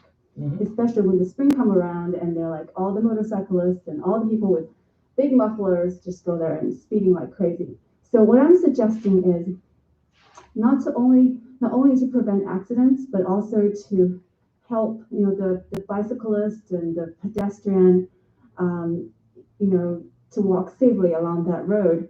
Mhm. We should put a 3-way stop sign on Plank Road and Bruno. That way car will once they have to make a stop on that intersection, they will deter them from speeding, because without stop sign on Bruno and Plank, they just shoot through.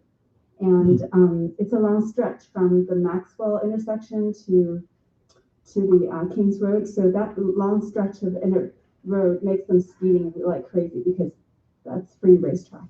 So I would think a 3-way stop sign there. Right now, I think there's a stop sign Bruno, but not on Plank Road. Mhm. So what happens is when people make a turn, it's hard to see Plank Road, and the people just driving 60 miles an hour, and they can hit each other like that. Mhm.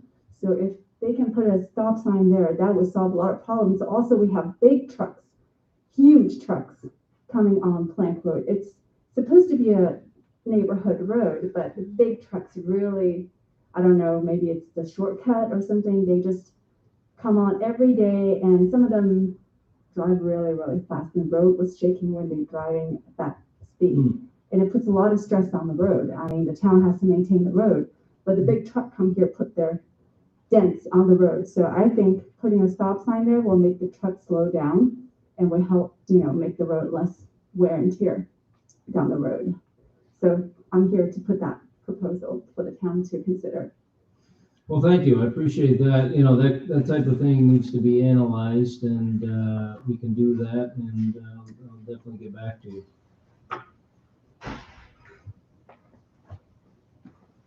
One less card, darling. Yes. I don't usually put headgear on when I'm in government buildings just out of respect. But Miss Amy saw me. The point is, you can see me when I'm here. I'm gonna second that. Because last month, a gentleman in a regular pickup truck, he yelled at me and screamed at me when I was walking. I was walking against traffic. I had a headlamp on, and he screamed at me and said, "You're too bright." Well, excuse me, pardon-moi de français. Then stop looking at me. Why'd you turn around and come at me and try to have enough guts to say and yell at me and say I'm too bright? Well, Was sorry. it dark out? Yeah, it was like 5:30 in the morning. I had to be somewhere at 7 o'clock in the morning, so it took me a couple hours to walk out to Jonesville, Okay. or Boston Lake, wherever.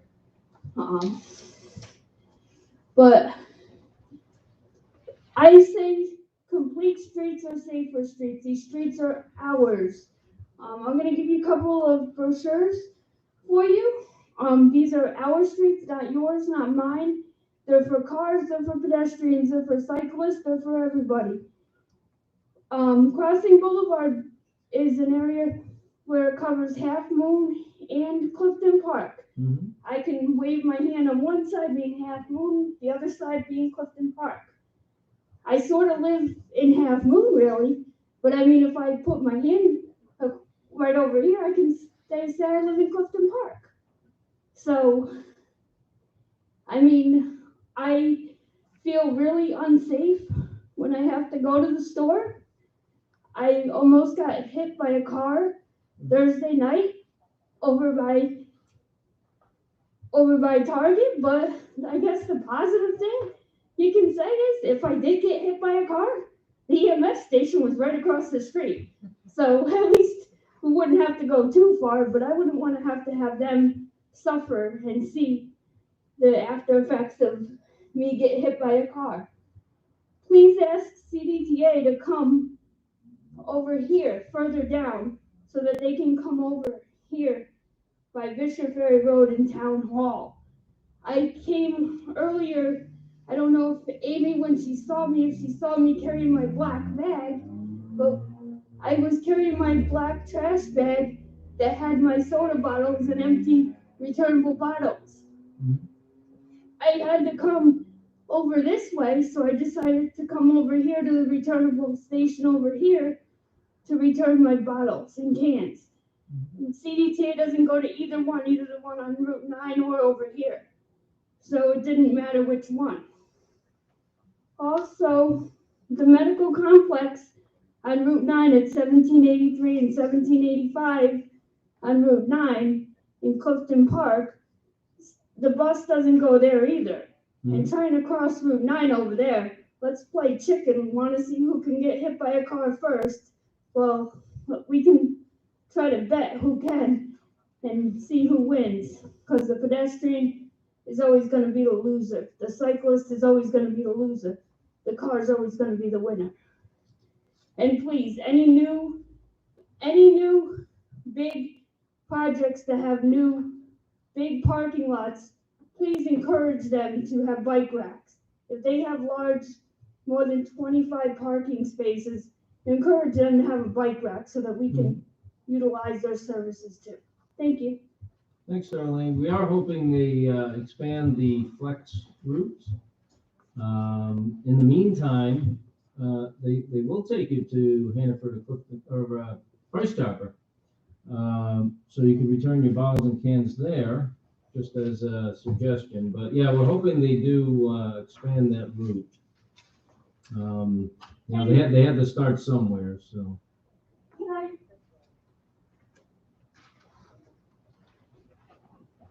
Sorry, I forgot to make a big mention. I can't, you guys are also helping me, the highway department's helping me learn how to play golf, so thank you.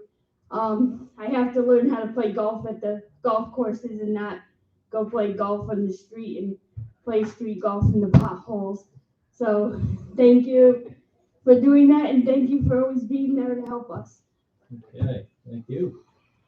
Anyone else? Okay, Motion to adjourn. thank you. Second by Mr. Morelli. Teresa? Councilwoman Flood? Councilwoman Standard? Yes. Councilman Morelli? Yes. Councilwoman Walloway? Yes. Supervisor Barrett? Yes, thank you.